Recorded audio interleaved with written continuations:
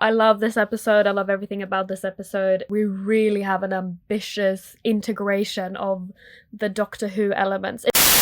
The more I spend time thinking about it, the more I realize that I don't fully understand it. It puts me in a weird place. Yeah.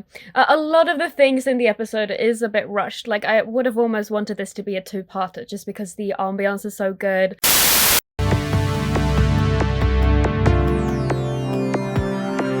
Welcome to the Impossible Podcast. My name is Clara.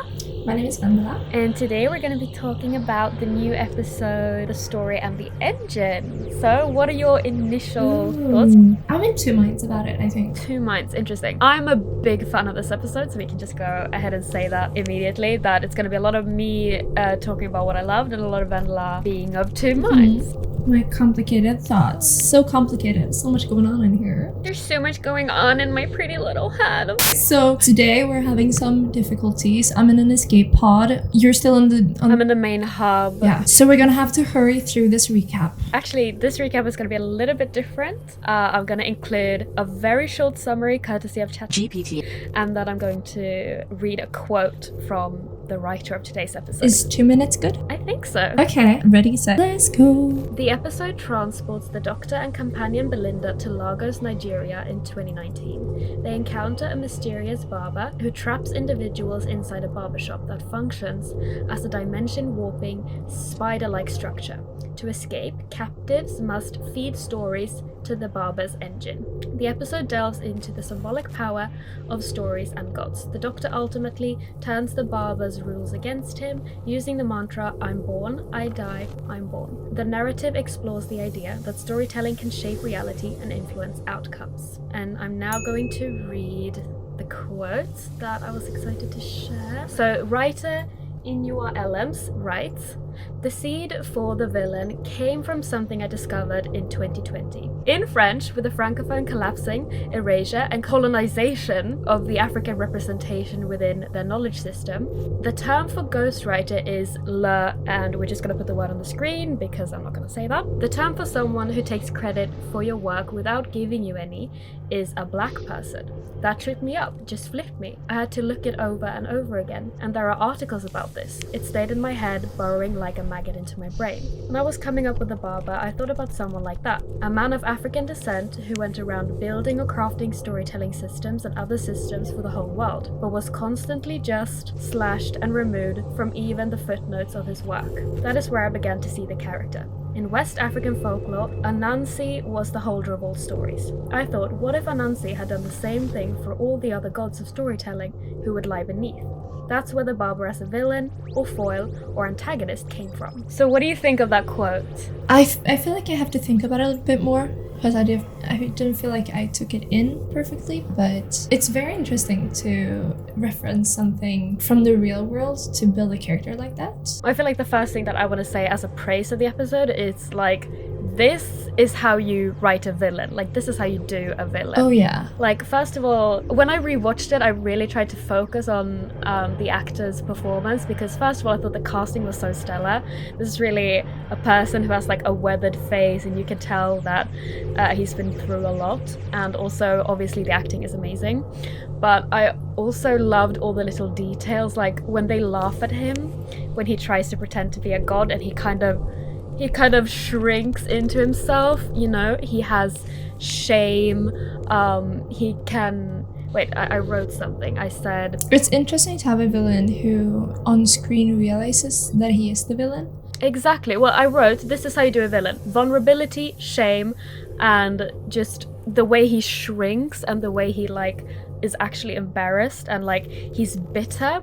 And also at the end when the Doctor kind of defeats him, he really just kind of collapses and just mopes around like an emo, like dramatic Ophelia painting, you know what I mean? I just think that's so like, I love that. I just love the drama, and I also love the twist on like, you know, we've had so many episodes with these dramatic godlike reveals, and having a villain kind of, or having that twist on that reveal. I thought that was really refreshing and clever, and just coming off last week's episode where I felt like the work around the villain was really lackluster, I really like this. So, should I explain why I'm in two minds about this episode? Go ahead. So, the first time I watched this episode, I really didn't have the most favorable conditions. I had really poor audio setup, so I couldn't really hear everything that was said. And because the episode relies so much on monologues and just things being explained in general, I feel like it was very hard to follow, especially the first time around, and with poor audio I couldn't catch every single word. It was a bit hard to digest what was going on, so I was a bit lost throughout the whole story. And also because there is so many components to the episode, like I feel like the writing is really good, but I feel like the dialogues are maybe sometimes a bit cliche, and it feels like the actors are doing their absolute best to make it feel natural, but sometimes like with the ending of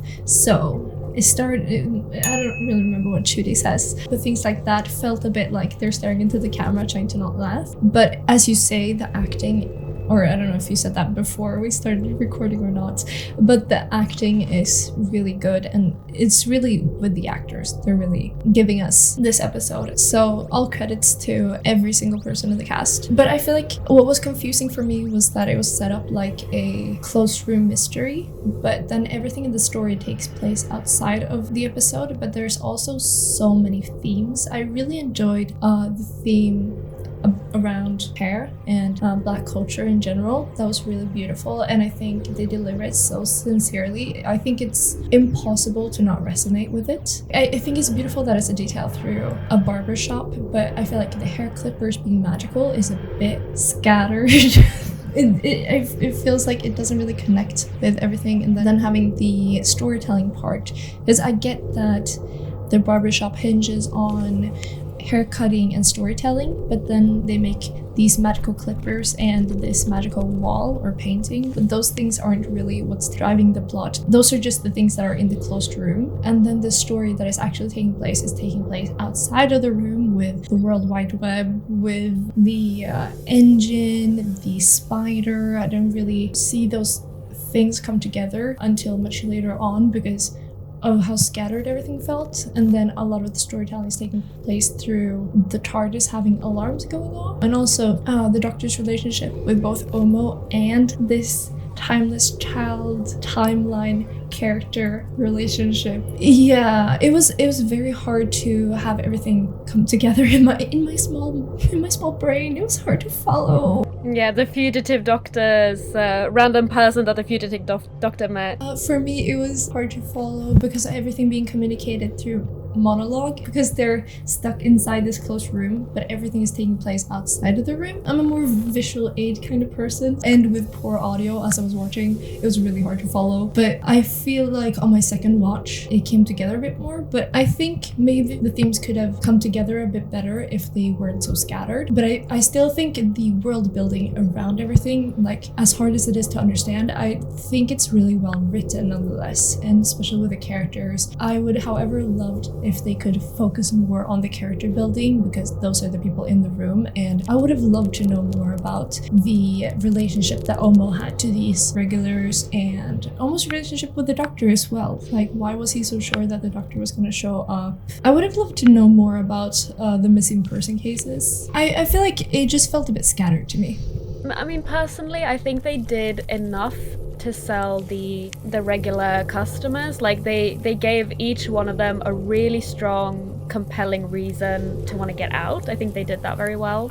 They did have that opening scene where Omo explains how he met the Doctor, and we also have the Doctor explaining his relationship to the barbershop in a very heartfelt way. I felt like the episode was character heavy in the beginning. That scene, oh my god, it was so good. And then it kind of transitions into this very lofty thematic discussion, specifically centered around hair and stories, right? So maybe, yeah, it's definitely thematically sprawling episode. The mechanics are more centered around Anansi and the engine. Yeah, they didn't melt together. Yeah, well, I totally see your point, and I think that any Doctor Who episode, I mean, it's only 45 minutes, right? 45 to 50 minutes. Any Doctor Who episode is going to run the risk of being too ambitious, but personally, like, I'm always here for that. This kind of reminds me of the Robot Revolution, where there are so many thematic strands to pull on, and it's just really fun for me to think about. Like,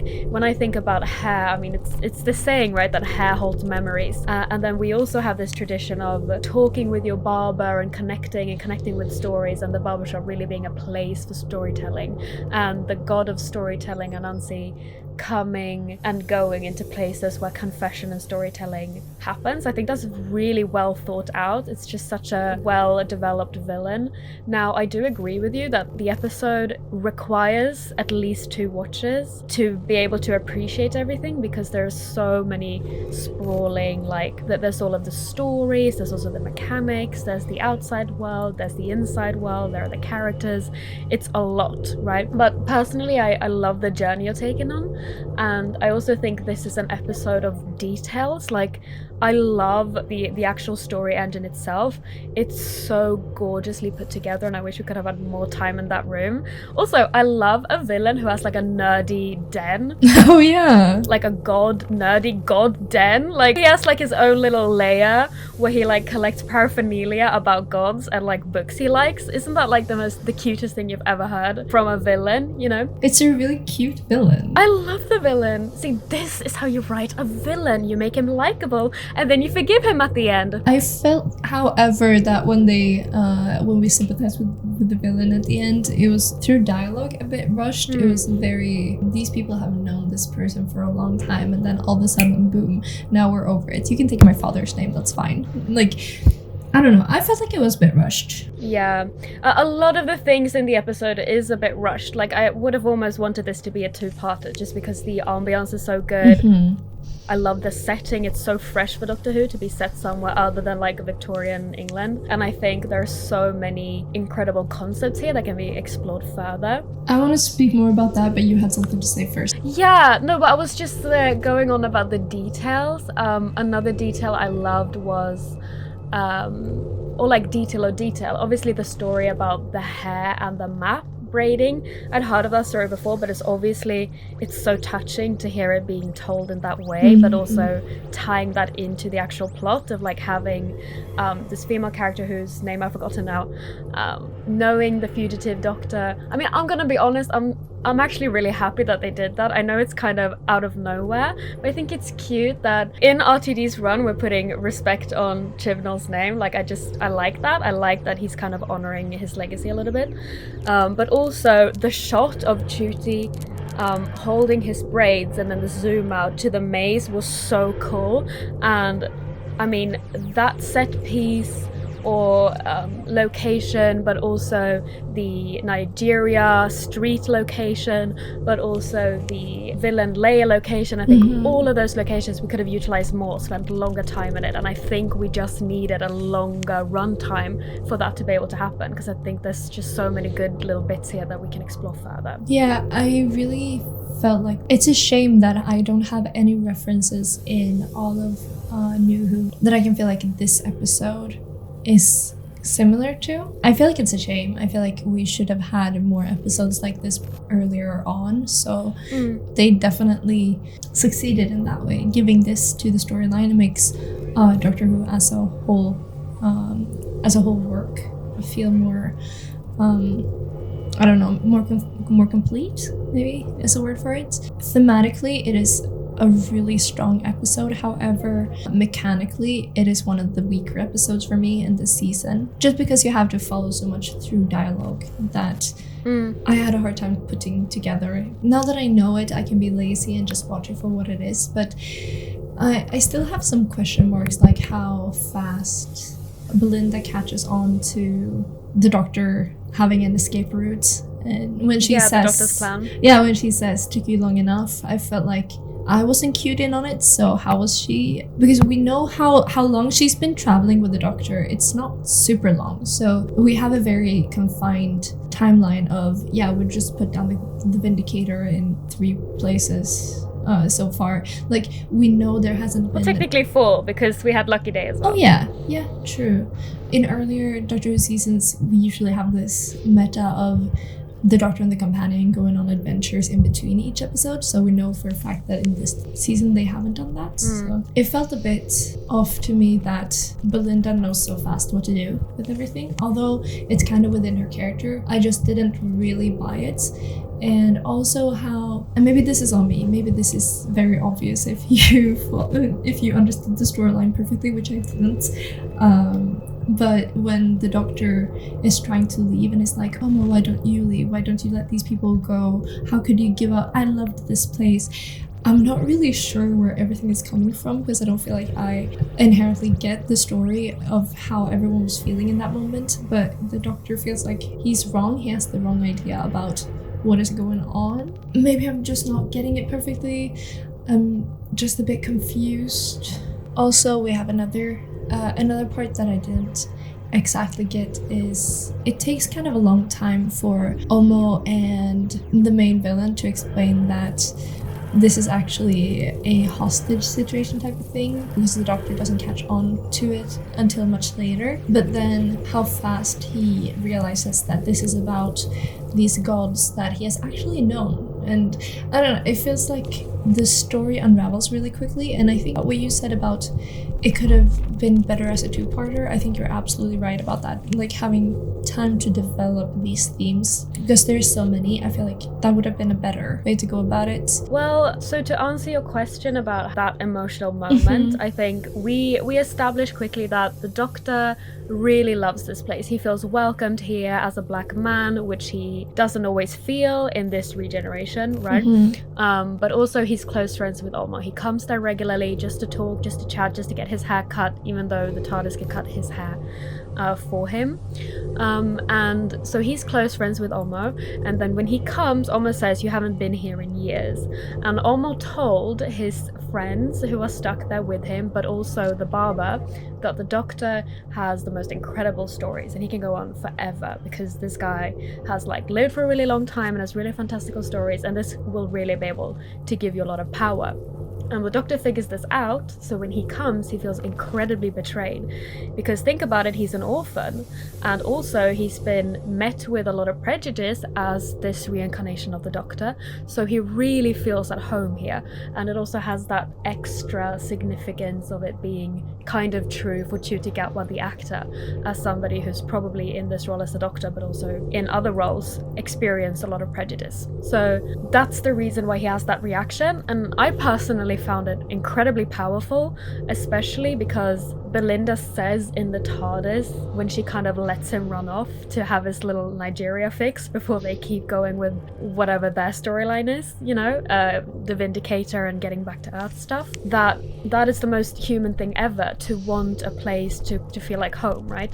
To feel like home somewhere. So he really has that emotional blow when he figures out that Olmo is actually basically just selling him out because these other people need to get back home, right? So it's kind of a betrayal of his friendship.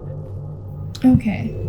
Yeah, but I still feel like Olmo is kind of in a hostage situation, right? So why would he put blame on... Why would Olmo take that from the Doctor? He shouldn't be. Right, and I think this is kind of a... Well, I had a point about the Doctor and his growth, and I think specifically that line by Belinda, it's the most human thing ever. I think this reincarnation of the Doctor is just a tad more human, and a tad more like takes things personal than other Doctors, and I think that that's kind of part of how he's been characterized, and it kind of makes me think of last week's episode where he really goes off on this person who betrayed his friend, which I felt was a little bit distasteful. But I kind of came to the conclusion that, you know, it's probably because he's more human in this reincarnation, right? That like he has more ties to this world and more personal ties, and he's more personally invested, and he can't be as holier than thou as he has been in previous reincarnations. And he does kind of get over that fast, right? I mean, I felt like they also kind of told us that this reincarnation of him isn't the only time he's been here. because of the fugitive doctor. Only time he's been in Nigeria? Yeah, I feel like the doctor must have visited Nigeria as the fugitive doctor as well, like spent time there. No, you don't think so? That character wasn't Nigerian. That character was the daughter of a god. Yeah, but I feel like the doctor could still have visited in different forms as well, like traveling around the world. We usually land everywhere around the world anyways, so I feel like he could have. I think it's one of those like classic budget constraints thing that like we're supposed to imagine that the TARDIS lands everywhere, but it doesn't always in the show, and that's why I think it's nice that the production team is going. Well, I think Chibnall kind of started that, right, with trying to set episodes in different places. I mean, Demons of the Punjab is one of my favorite episodes from that run, even though it kind of sucks. And well, I had a completely different other point. I'm still trying to put everything together in my mind. It's not because I wasn't trying, it's just been a hectic time, so I haven't really had time to get everything into place, so I'm so sorry. I want to understand it perfectly though. That's valid, girl. That's so valid. Well, so on the topic of the Doctor being more human, but also last week's episode, and that last week episode including the Doctor where he goes off on a monologue against that character Conrad, that's supposed to be before he's met Belinda. And in this episode, we really see Belinda shine in her like talking with the other characters around expertise skills. Not only do we have that really touching scene of her from the hospital, but we also have that scene where she talks to this person from the Doctor's past and tells her that hurt people hurt people, and it's about how we react to the way we've been hurt, which is like the exact same thing I was like yearning for the Doctor to be saying last episode. Yeah, I thought exactly the same. And I thought it was so refreshing, and I thought that like maybe you could make the excuse that Doctor hadn't met the Belinda yet, and that like maybe Belinda's making him better. Like I like that, right?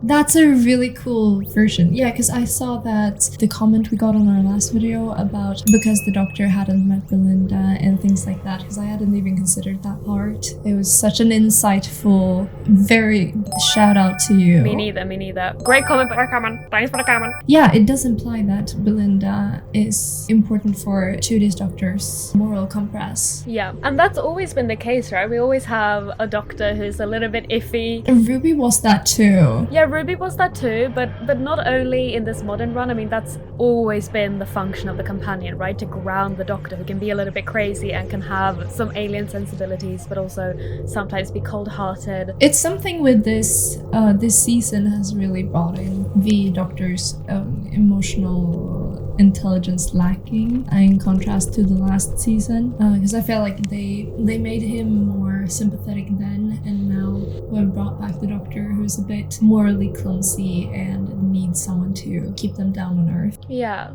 and I feel like in Moffat's era we were more handheld when it came to those moments with the Doctor. For sure. Like he would often be inclined to write out in the script that like the companion would be like, you're a godlike figure and you're acting like a god and I'm human and da-da-da-da-da, you know what I mean? Yeah. You can't do that to humans. I'm thinking Clara and Capaldi.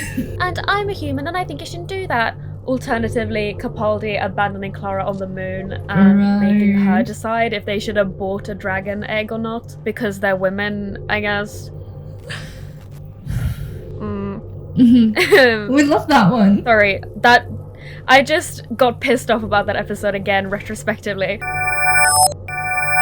So what my point is that Russell T Davies isn't in this era spelling it out as clearly this time, and I guess I appreciate that. I think sometimes it just makes me a little bit lost, like why is the Doctor acting like this? I kind of wish they would write it out a little bit more clearly. I think the issue is it's very rushed still. I think that could be a component.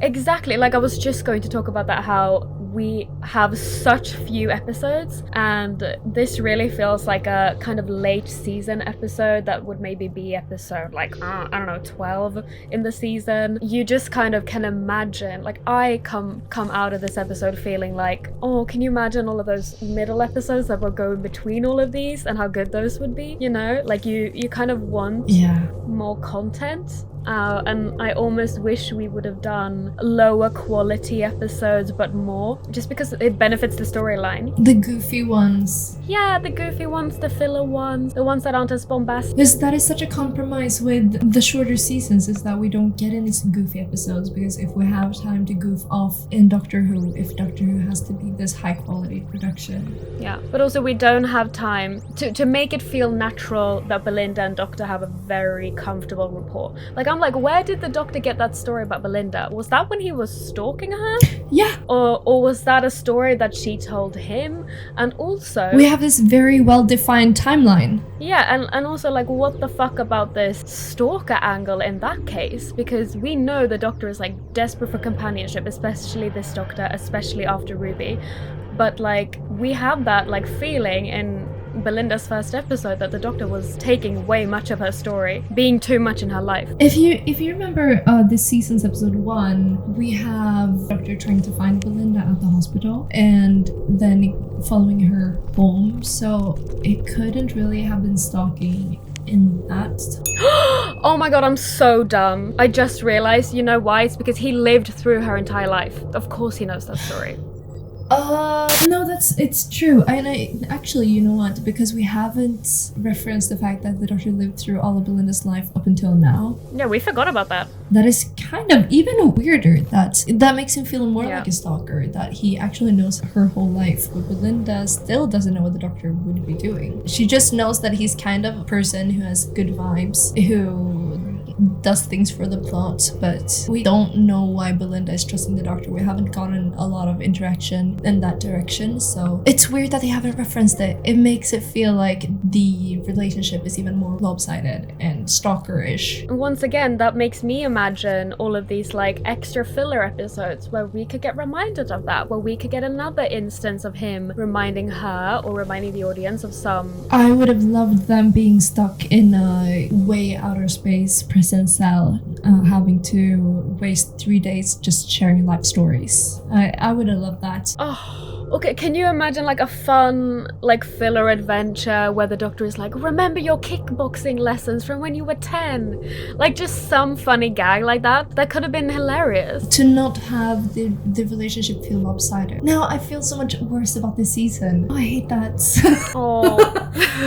Well, I think it just speaks to how good of a character Belinda is, how good of a dynamic Belinda and the Doctor has, and how much we wish we could stay in this era for way longer. And I think that's it speaks to the strength of this era, but it also makes us really sad about how short it is. You know the moment where they're escaping the barbershop? Yeah. When Belinda goes through all these emotions. Verda's such a good actor. I ate that up. No crumbs. She is. And, you know, really put yourself in her shoes. She's still only been on a couple of adventures with the Doctor, and she needs to get home. She can't be stuck in 2019 Nigeria, you know? You know what? Now that clicked for me too, that she would be waiting for the Doctor to give them a cue to run away, because she doesn't know that they're stuck and can't get out. And, of course, it's the context is that Belinda's gotten there to bring them back home, because that's her prerogative. She wants to go back home, right? I don't think she ever gets to learn that they're stuck, right? She just finds the engine. There's so many characters and so many perspectives. Okay, well, I have a couple of just like things I really liked about the episode, just a little nuggets that I wanted to mention. For instance,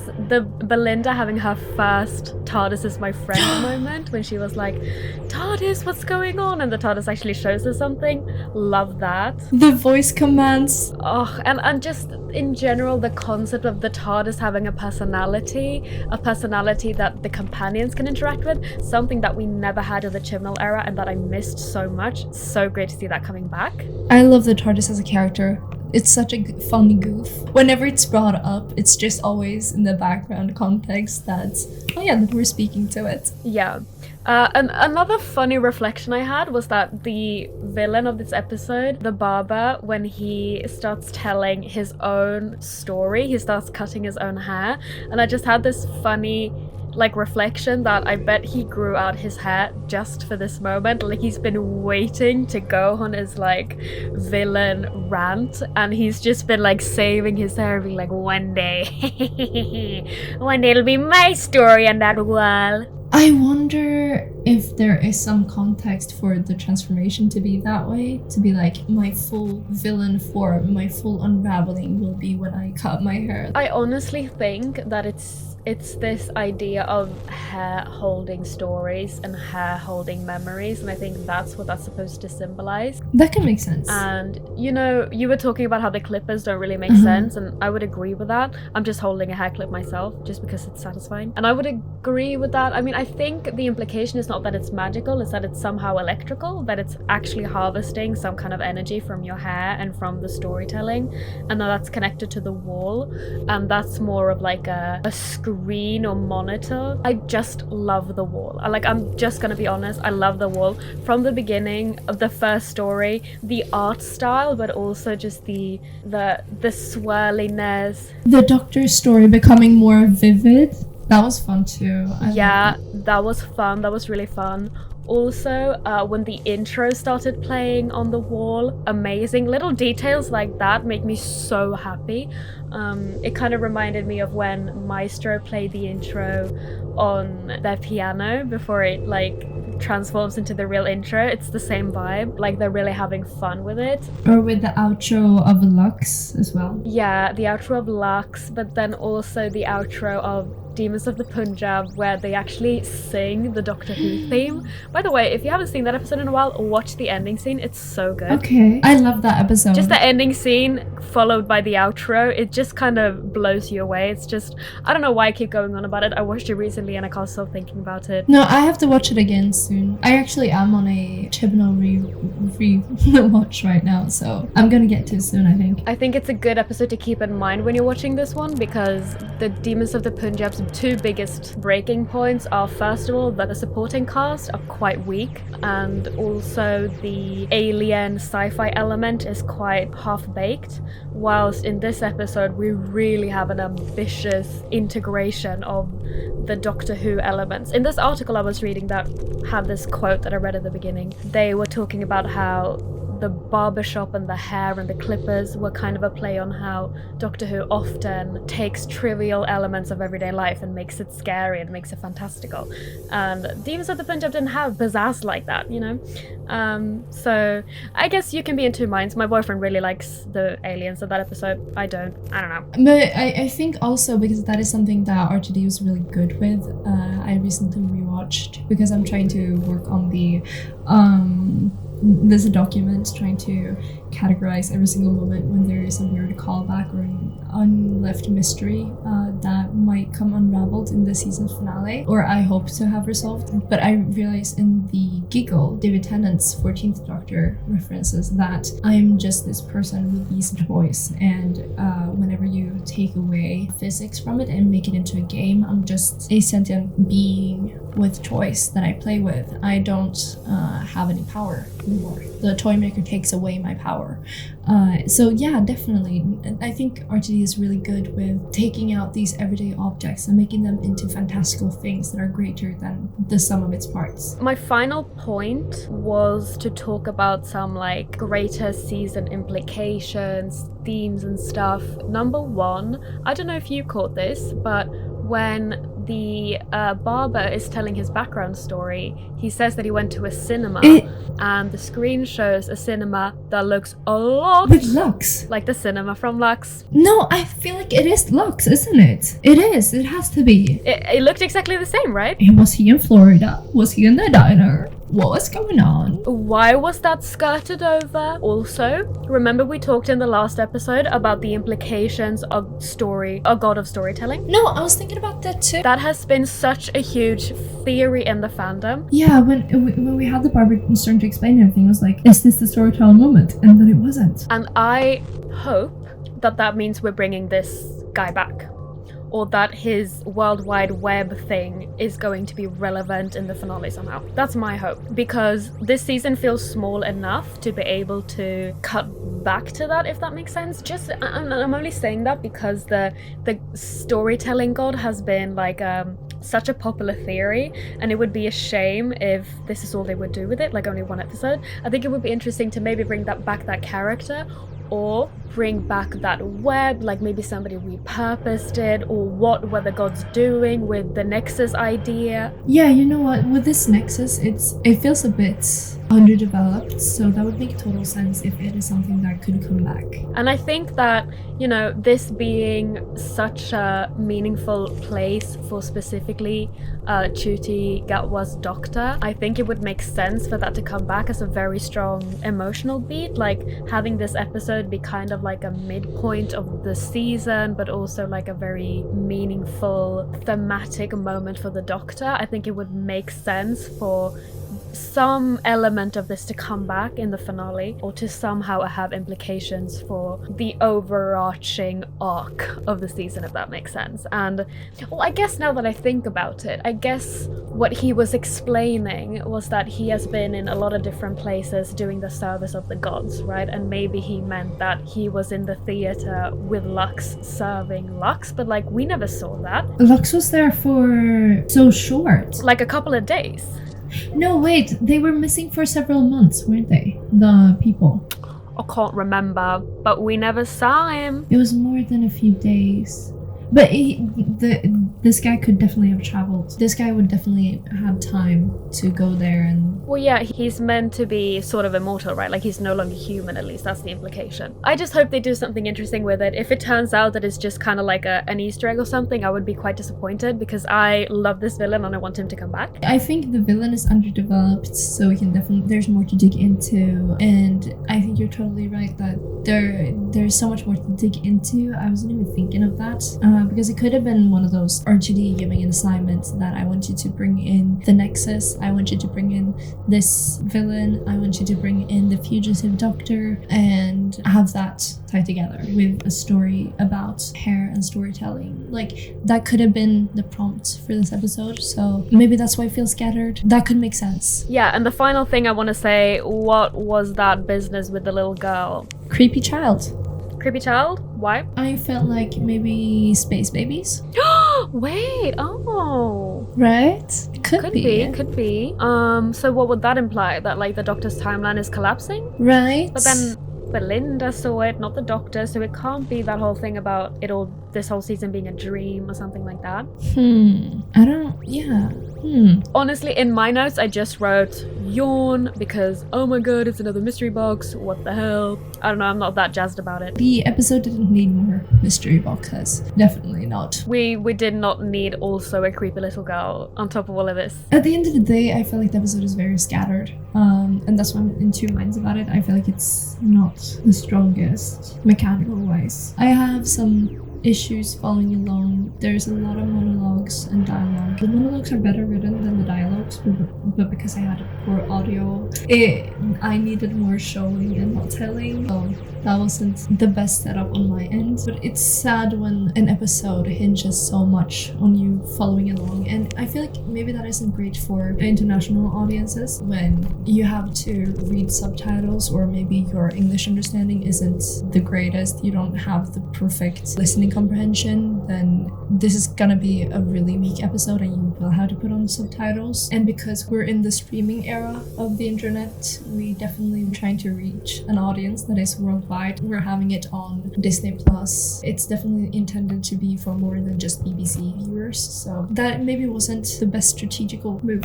and it can alienate international audiences a little bit. I guess in the episode's defense, I would just say that if you are able to follow along, I personally had a great time, I think, especially on my second rewatch, and I think the villain is strong, I think the supporting characters are charming, I love the soundtrack, the infusion of like kind of Nigerian pop vibes. I thought that was really cool. I like the vibe of the episode, I love the color palette, I love it when Doctor Who looks different than it normally does, but still has that classic Doctor Who charm. I thought the set work was incredible. It still definitely feels like Doctor Who, and that familial feeling it's magical, truly. The first half of this episode is so strong. Oh, I just want to relive that part so much.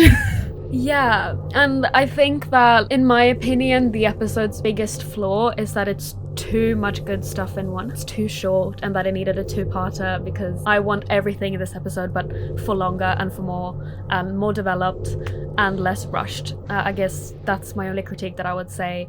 And I think that the thematic work was amazing. I thought the conceptualization of the villain was so inspiring and so cool. And I also just want to thank Russell T Davies for bringing in a new writer to Doctor Who, also giving Ncuti an episode for him. Like, it almost feels like a gift, you know, and I love that. Like, that was something that Chibnall didn't do for Jodie Whittaker, you know, like they had that Witchfinder episode, which was kind of about her being woman, but not really. And that's about the only one. Right. Yeah, exactly. Just giving Nchuti's Doctor the ability to have a home, and I want more of that in Doctor Who. I mean, it's not overly critical of Doctor Who's past, right? It doesn't have that classic Disney remake or Moffat season 10 quip about how Doctor Who used to be so uninclusive and sexist. It actually just improves on its source material and just improves without having to be rude about the past of the show, you know. And I think that Doctor Who has always been constrained by the fact that it's shot in the UK and is filmed in English for a UK audience, but now is expanding and including other cultures and other locations, and I just think that's great. Yeah, made with British, what's it called, like historical costume making, like just digging out the BBC historical garment backlog. Yeah, exactly. Doctor Who, the BBC's backlog show. The one orange spacesuit. Yeah, exactly. But also, I feel like the compassion goes two ways. It goes for the compassion of the show's past, but then also the compassion for this new element brought in of the Doctor can actually feel at home here whenever they're not white British man. And, you know, I also kind of had this thought when Belinda let Ncuti run off like a little dog going out on a toilet break, that, like, you know, the Doctor is more human in this rendition, and I think it's sweet that in the middle of all of his adventuring and saving the world, he needs time to take a rest. He needs time to nest somewhere, to feel like home, and to feel like his soul is nourished. I mean, we see so much of that soul nourishing coming from running into trouble, but in this case we also have that personal connection, because we know that the Doctor seeks out people to just level with, tell stories back and forth with, so it totally makes sense that this is a place that this Doctor would be spending time. Yeah, and I think that this episode manages to endear the main cast really effectively as well. I mean, not only with that very touching story from Belinda's life, but also with a lot of contextualizing around Ncuti's Doctor, and that just makes me really happy about this combination and really just in love with this era. And I like when an episode can throw in something like that, you know, even though this episode is kind of like crumbling under its own weight with how much is included. I'm just thankful that everything we got was so nice. I feel like I don't have any final thoughts on this episode yet.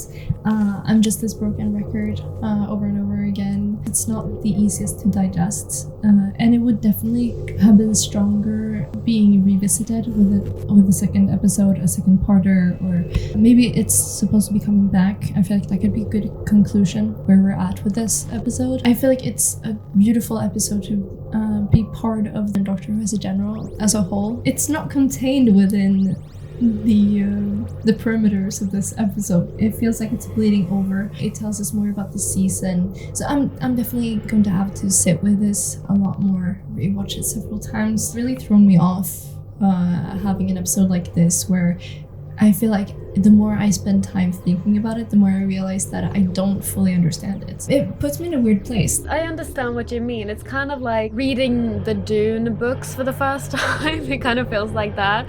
You're kind of sitting in all day long going like, yeah, what? So I haven't seen any of the behind the scenes, and I definitely want to do that too. I've just been very busy, but did Ncuti grow out his hair for this? I don't know. I haven't seen or that. Is it glued on for the parts where it's long? It feels like they could have. I'm gonna have to watch behind the scenes. I really want to know, because it feels like such a fun thing to bring in on set. And I'm a sucker for making a change to the Doctor's appearance in one episode and that continuing into the next. I really hope he keeps the braids, Like, it can kind of be his "I'm still blind" moment. Yeah. You know? Mhm. Capaldi was like the sassiest doctor. It is such a campy episode. What? Yeah, no, but also that whole section of that season is just I oof. miss Pearl so much too. Oh my god, Bill was like a dream. She's still out in space, traveling as a co-pilot. She could come back, please.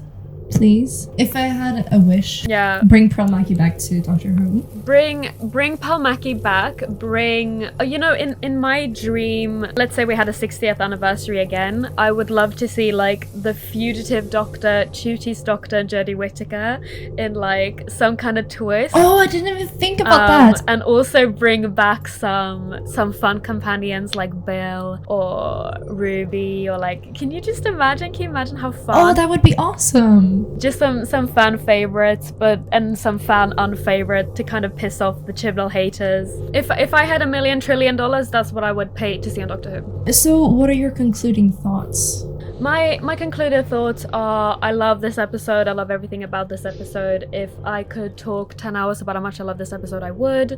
And I just wish it was a two-parter and we had more of it. And also, I'm happy about Doctor Who. I'm starting to feel like my opinions on Doctor Who really represent my personality. And that last week I was like, I hate this show, I never want to watch it again. And this week I'm like, yeah, Doctor Who. And I guess what I want to communicate is that I wish we had a longer season. I'm just imagining all of these episodes in between the ones we have, and I wish we could have those. And I miss putting on a Doctor Who season and feeling like a whole day could pass, you know? Mm-hmm. But it's a beautiful episode, and I like the high budget, and I like that Doctor Who looks good now. So I guess, you know, pros and cons. Pros and cons. I think I can start seeing the main hub again, so I think my escape pod is about to be docking. Finally, I'm just gonna open the gates and make sure that you have a safe entry into the main hub. We'll let the airlocks do their thing. Okay, well, don't forget to comment down below. We've been loving reading your comments so far. Thank you so much, and thank you for, I think we're at 35 subscribers right now. No way, what the hell? Yes, I'm serious! Thank you so much, and thank you, genuinely. I will be posting that Google document, hopefully in the captions, so people can comment and give their input on things from my theory of the last podcast episode. Oh yeah. Unfinished storylines or mystery boxes. I'm trying to collect everything from the second RTD era. Sounds good. Fandom collaboration, we love it. I'm not gonna give moderation rights to the document. It feels like that's a bad idea. So I'm thinking people are gonna be able to comment. If you don't want to go into Google document and comment things, this podcast episode or last podcast episode, we'll figure it out. Alright, I can see your escape pod docking in, so we will have to stop recording now and start working on some of this space station stuff that's collapsed over there, am I right? Yes. Thank you for watching, bye bye! Bye bye.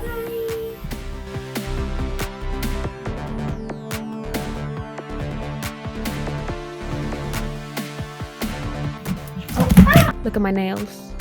I'm trying to learn nail art. Disclaimer, they're being dum-dums, they're being dumb little female poopy brains, but they will figure it out very soon. Wait, my small tiny female brain is trying to process so hard. My small female brain. Nodal, I am still blind. Because Nodal is like, look at me! And he's like, I can never look at anything ever again. I'm still blind.